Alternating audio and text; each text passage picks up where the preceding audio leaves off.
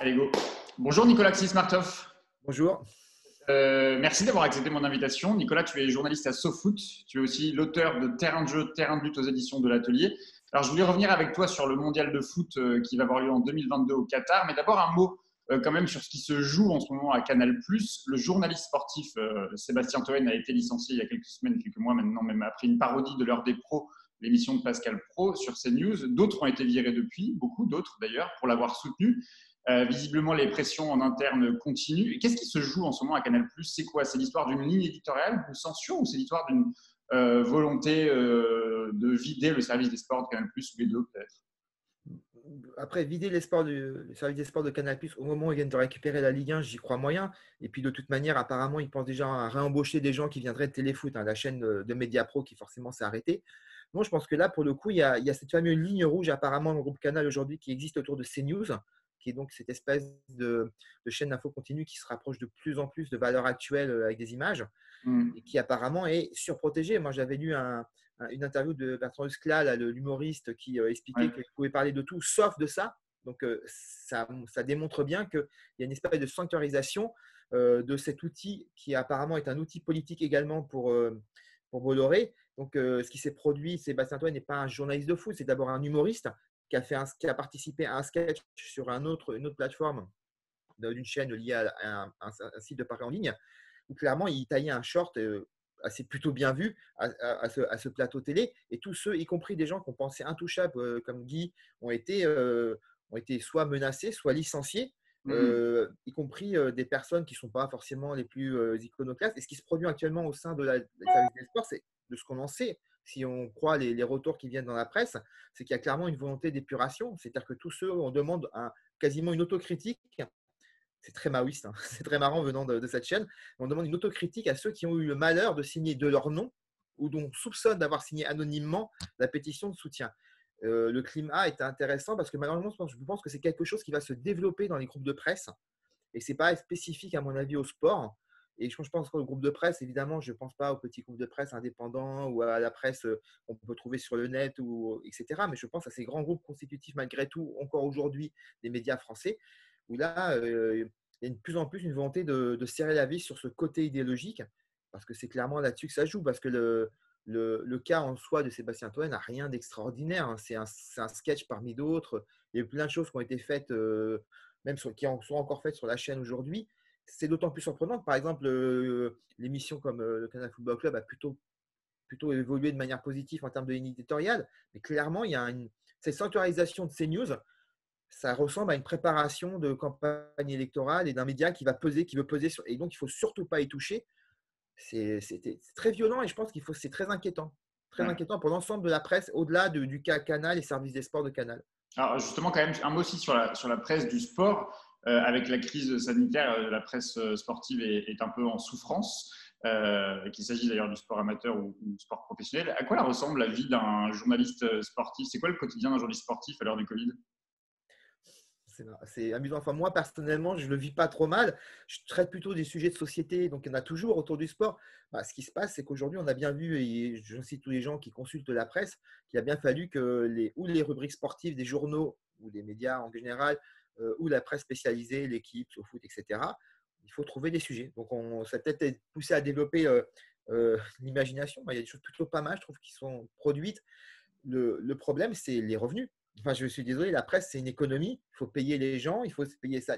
Et là, pour le coup, ce n'est pas pour défendre les propriétaires, mais à un moment, la baisse des ventes ou la baisse des revenus, y compris publicitaires, parce que c'est la réalité, elle va se faire sentir notamment quand, entre guillemets, toutes les mesures d'aide du gouvernement vont cesser. Dans quelle situation on va se retrouver?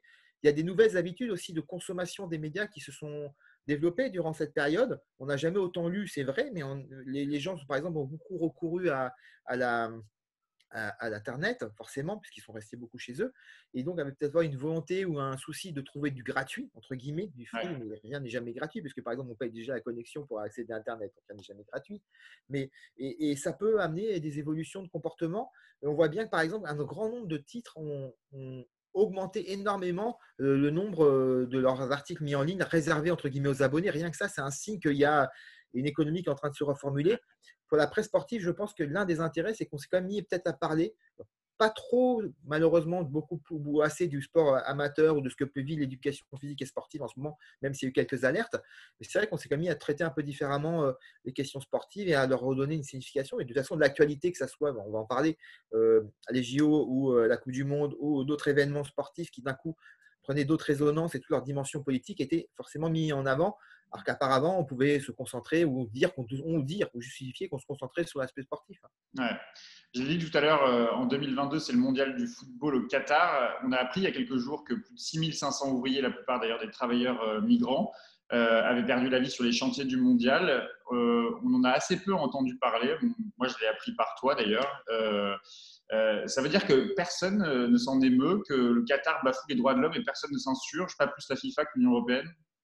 Alors d'abord, on a découvert ce qui est frappant, moi, ce qui me frappe en premier. Moi, j'étais déjà en 2014 à Katmandou, au Népal, pour SoFoot, pour rencontrer les syndicalistes et l'ancienne ambassadrice qui avait été virée du Népal au Qatar sur ce sujet-là, où on avait déjà des chiffres assez effrayants. Et en fait, tous les jours, il revenait des morts du Qatar dans l'aéroport de la capitale népalaise.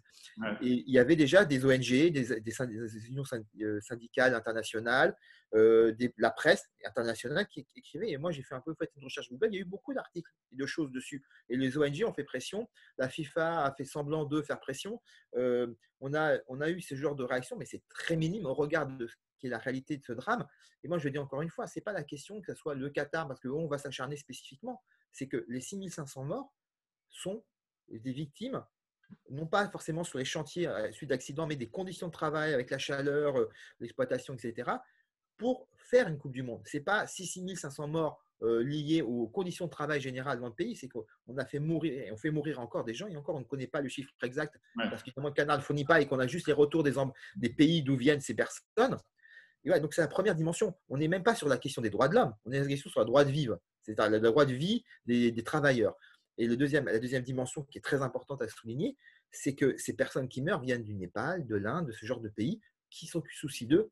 Donc à un moment, dire qu'il faut arriver à réfléchir ou à mobiliser l'opinion.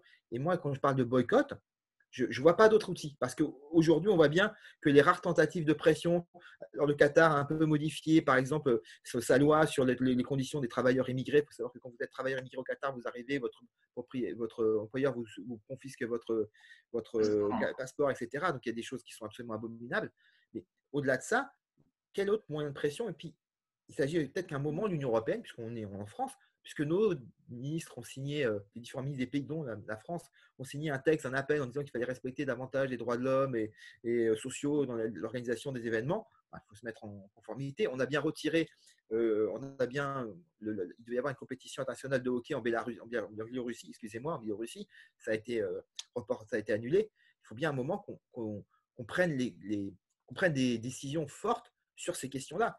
La question du Qatar, elle est quand même, c'est des milliers de morts. Enfin, vous savez, la Coupe du Monde en Russie, dans mon souvenir, alors, et bon Dieu sait que la Russie n'est pas un pays idéal en termes de droits de l'homme et pour tout le reste, ils ont eu sur la construction c'est 6 morts. Pour vous donner une échelle, en France, on a environ 500 morts par an tout secteur confondu lié au travail. On est un pays de 67 millions d'habitants, il y en a 3 millions au Qatar. Et là, je dis tout secteur. Là, on est sur que les morts, c'est que les morts, travailleurs immigrés dans le secteur du BTP. Voilà, c'est pour vous donner une échelle, c'est juste faramineux. 500 morts par an, je veux dire. Oui. Et en fait, là, on est sur une situation, mais on en parle assez peu. Moi, je trouve qu'on en parle beaucoup. C'est juste qu'il n'y a aucune réaction du politique ou des structures sportives, FFF, FIFA. J'allais te dire. Parce que tu dis dans ton interview cette phrase choc qui, je te cite, on va jouer sur des cimetières, Mbappé va dribbler au milieu d'ossements. Et face à cela, tu l'as évoqué, c'est vrai qu'il y a un appel, il commence à s'exprimer des voix pour appeler au boycott du mondial en 2022. Mais c'est pas déjà un peu trop tard? Et surtout, comment on a pu arriver à la situation où on a permis au Qatar d'accueillir le mondial? Ne serait-ce qu'indépendamment de la question des droits humains qu'on est en train de constater aujourd'hui, il y a aussi la question environnementale, la question écologique. On voit bien qu'aujourd'hui, on parle de grands terrains sportifs qui vont être réfrigérés. Enfin, c'est totalement incompatible avec les leçons que l'on doit tirer du moment. Bah alors, pourquoi on a laissé le Qatar? Moi, le Qatar a acheté la Coupe du Monde. Voilà, je n'ai pas à quoi dire d'autre. Je vous rappelle que par ailleurs, il y a des procès en cours Hmm. Des enquêtes, même en France, concernant quelqu'un qui récemment a été condamné, donc qui est concerné, qui est concerné. Donc on est dans cette situation-là. On est sur du. Mais la FIFA, comme les gens se réalisent, la FIFA, elle est basée en Suisse avec un statut d'organisation à but non lucratif. C'est une des plus grandes multinationales du sport. Son budget, il s'explose en milliards. Elle fonctionne comme n'importe quelle multinationale. Entre guillemets, vous pouvez acheter des marchés. Et c'est ce qu'a fait le Qatar. La justification qui pouvait s'entendre, hein, c'était de dire il faut que, dans le cas de l'universalisme du football, comme on a organisé une Coupe du Monde aux États-Unis ou en Asie, il faut l'organiser ou en Afrique, avec l'Afrique du Sud, il faut l'organiser dans l'espace du monde arabo-musulman. Ça pouvait s'entendre. Mais on pouvait se dire qu'il y avait des pays qui, entre guillemets, sans rentrer même dans une intervention hyper rigoureuse des droits de l'homme, avaient des infrastructures, un passé de football, étaient des vraies, entre guillemets, nations, comme le Maroc ou autres, hein, qui avaient quand même des meilleures. Et puis, il y avait déjà des infrastructures touristiques, il y avait des conditions qui. Voilà. Là, on est arrivé à dire qu'on va organiser une Coupe du Monde. Mais le Qatar le fait depuis longtemps. Il l'a fait avec le cyclisme, il a fait d'organiser des compétitions ubuesques dans des conditions, évidemment, pour les sportifs eux-mêmes, hein, déjà compliquées. Et là, effectivement, ces stades entièrement climatisés, pour moi, c'est secondaire par rapport au nombre de morts. Mais c'est vrai que rien que ça, c'est significatif. On a déjà décalé la compétition en hiver pour que ça soit un peu moins chaud. Ouais. L'hiver au Qatar, c'est quand même, on est d'accord, hein, c'est pas un climat tempéré. Le Qatar a acheté sa Coupe du Monde et tout le monde était très heureux de lui vendre parce que par ailleurs, le Qatar est aussi un investisseur très fort dans les médias. Et pourquoi je dis qu'à mon avis, effectivement, il n'y aura pas de boycott. On voit mal des joueurs du PSG boycotter une compétition C'est au ce que j'allais Qatar. vous dire. Le boycott, il peut venir de qui, du coup? Ça peut être une mobilisation Ah, citoyenne, mais bah, écoute, il y a deux aspects, hein. Il y a interpeller le gouvernement et l'État français en disant on ne peut. Je rappelle que l'équipe de France de football est formée par la Fédération française de football qui a délégation de service public de l'État. Donc, il y a un moyen de pression, enfin pas de moyen de pression, il y a un moyen d'imposer, de dire non, la France décide cette année, même si on est qualifié, on n'y va pas, on n'envoie personne, point barre. Parce que on va trop, c'est trop. On peut le faire, hein. Le gouvernement peut le décider. J'y crois absolument pas une demi-seconde. pas trop, Et non. moi, j'avais posé la question déjà à Najat Bellocassen quand je l'avais rencontré il y a très longtemps. Ouais. On lui dit, parce que je revenais en plus d'une EHPAD, je lui disais, mais il faudrait vraiment se poser la question. On me dit, mais vous n'y pensez pas? C'était même pas imaginable. Tu vois. D'accord. Donc, ouais, j'y crois pas. Après, il y a les footballeurs. On a vu que c'est récemment, malgré tout, ces derniers temps, les footballeurs se sont mis à prendre position et avec du contenu. C'est-à-dire pas à prendre position pour une bonne conscience. Les prises de position d'Antoine Griezmann sur le Bourg, je la crois sincère de changer de sponsor, même si lui, avec son statut, il n'a aucun problème à en retrouver un autre. Mais ça avait comme un sens. Les Ouais. prises de position de certains footballeurs sur les violences policières, et pour le coup, qui permettaient en même temps de mettre qui étaient fondées parce qu'ils avaient un vécu, ils viennent de quartiers, etc. Souvent, donc ça rentrait, et puis ils se positionnaient en tant que citoyens, donc c'était intéressant. Donc il faut leur poser la question à eux. Maintenant, j'y crois pas parce que je pense que je vois déjà apparaître des contre-discours très forts.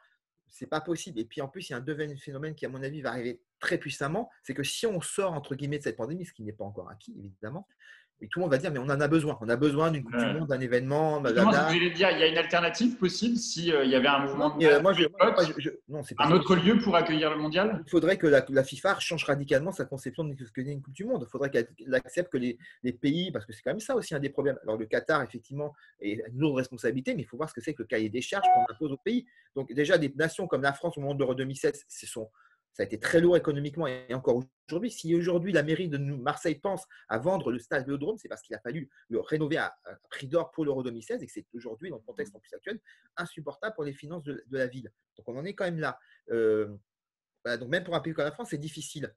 Donc voilà, il faudra qu'à un moment, la FIFA, si elle veut organiser des compétitions ailleurs que toujours dans le même pays et dans des pays très riches, comme le Qatar qui peuvent l'acheter, il va falloir qu'elle voie la baisse. Et c'est vrai, l'alternative, ça serait d'aller dans 2-3 pays qui ont des infrastructures à peu près correctes, et sans se poser la question de leur demander de faire des trucs pharaonesques simplement parce qu'il doit faire joli pour les sponsors. Moi, j'ai un doute. Et l'autre alternative, c'est l'annulation totale. À un moment, est-ce qu'on peut accepter cette situation? À un moment, il faut des messages forts. Les Coupes du Monde, elles ont été annulées uniquement au moment de la Seconde Guerre mondiale. Mais est-ce qu'il y a, je ne compare pas les situations, mais à un moment, il faudrait l'annuler. Moi, à mon avis, il faudrait l'annuler. Comme à mon avis, le maintien des JO de Tokyo, par exemple, coûte que coûte, me semble, dans le contexte actuel et notamment en Asie, surréaliste, même si le Ouais. Japon peut encaisser économiquement ces JO, là pour le coup. Mais je trouve ça ubuesque aujourd'hui qu'on organise, fou, qu'on pense à organiser des JO alors que fondamentalement, aucune condition n'est réunie. Ouais. Justement, j'ai une dernière question et ça concerne les JO, mais de 2024, ceux que Paris accueillera. Mmh. Là aussi, respect des droits de l'homme, respect de l'environnement, on est exemplaire sur la préparation de cet événement sportif. Je pense notamment à ce qui se joue en Seine-Saint-Denis. Après, pour le Paris 2000, ouais, pour la France, on a déjà des infrastructures, on est un pays économiquement, effectivement, on a des soucis, mais on a des moyens. Par ailleurs, il n'y a rien de, comment dire, l'organisation des Paris 2024 pose des graves problèmes parce que je pense que la France avait mieux à faire de son argent, notamment parce que c'est énormément d'investissements publics. Et comme toujours dans ces événements, c'est beaucoup de bénéfices pour le privé, mais on avait mieux à faire de cet argent public, je pense, même en termes de sport, hein, de Ouais. démocratisation des pratiques sportives, que d'investir dans des JO. En plus, on a très mal négocié, on était les seuls candidats et on a fait une danse du ventre qui était inutile. Il suffisait de, comme les Américains ont su très bien le faire pour Los Angeles, de taper un peu de poing sur la table pour demander un peu plus de retour. Hmm. Donc, c'est déjà la première dimension. Je pense qu'il ne fallait pas les organiser, qu'il y avait d'autres priorités. Aujourd'hui, par exemple, en Seine-Saint-Denis, ce qui joue, c'est qu'on a promis beaucoup de choses en termes de retombées qui sont loin d'être acquis aujourd'hui, et même y compris en termes d'infrastructure. Le Et retombé, quand deuxièmement, tu il y a parles de retombées, c'est quoi? C'est les retombées économiques, c'est des l'emploi pour les revenus jeunes, c'est économiques, ça? d'emploi, d'infrastructure, même s'il y a des choses, hein, on est loin du zéro absolu parce que la France, les JO sont aussi effectivement une opportunité pour se construire, pour rattraper des retards. Ce qui est dommage, c'est qu'il faille des JO pour pousser les pouvoirs publics à réfléchir en termes de, par exemple, d'accès de transport. Bon, mais ça, c'est un autre débat. Mais voilà, mais là, par exemple, on voit l'histoire des jardins ouvriers à Aubervilliers Ouais. est assez symptomatique. Ça peut sembler microscopique, mais que dans l'organisation d'un événement pareil, où on a des sommes d'argent monstrueuses, on en arrive à s'en prendre à ça, qui n'est pas grand-chose, ce qui est important pour les gens, pour leur vécu, qui est un héritage participe de notre patrimoine, jardin ouvrier, c'est assez symptomatique de cette espèce de prime d'hégémonie du logo olympique sur tout le reste. Et même en France, ça pèse encore aujourd'hui. Hmm. Penchez-vous un peu sur les conditions qu'impose le CIO ou la FIFA aux pays organisateurs. C'est sidérant. Ils leur parlent même pas d'égal à égal, ils leur donnent des ordres. Hmm. Et il est peut-être temps, là pour le coup, c'est Paris 2024, un exemple pour moi, que comme on a vu la situation et comme pour le coup, pour la première fois, le CEO est une situation très difficile pour trouver des candidats, taper un peu du poing sur la table en demandant, en arrêtant par exemple les exemptions fiscales. Ces organisations d'événements sont exemptées fiscalement. Mais d'où ils fabriquent des bénéfices monstrueux, même si on les taxe, il restera des sommes énormes pour le CIO et les partenaires, etc. Pourquoi ils sont exemptés? Et ils mettent ça comme condition dans le cahier des charges et on veut payer aucun impôt. Oui, mais d'où? Enfin, je ne sais pas, même, je ne pense même pas que Coca-Cola, quand ils s'implantent quelque part, ils ont cette demande. Donc, c'est assez incroyable. Et les Paris 2024, moi, je le répète, là, bon, c'est fait, c'est lancé. Mais quand on remettez les chiffres d'investissement public qu'on a mis sur Paris 2024 et mettez en face les besoins, par exemple, et on est bien placé en ce moment pour le savoir, en termes d'hôpitaux, en termes de santé, et même, puisqu'on n'arrête pas de parler de ça, le sport santé est très important et permet effectivement de combattre les pandémies, mais quels sont les moyens qui sont mis en face et quels ont été les investissements? Si on n'avait pas assez d'argent pour faire les deux, on avait peut-être un à sacrifier. C'était clairement pas pour moi de faire plaisir. L'important, l'impératif, c'était pas de faire plaisir au CIO. Donc, il aurait trouvé d'autres candidats ou pas, tant pis pour lui.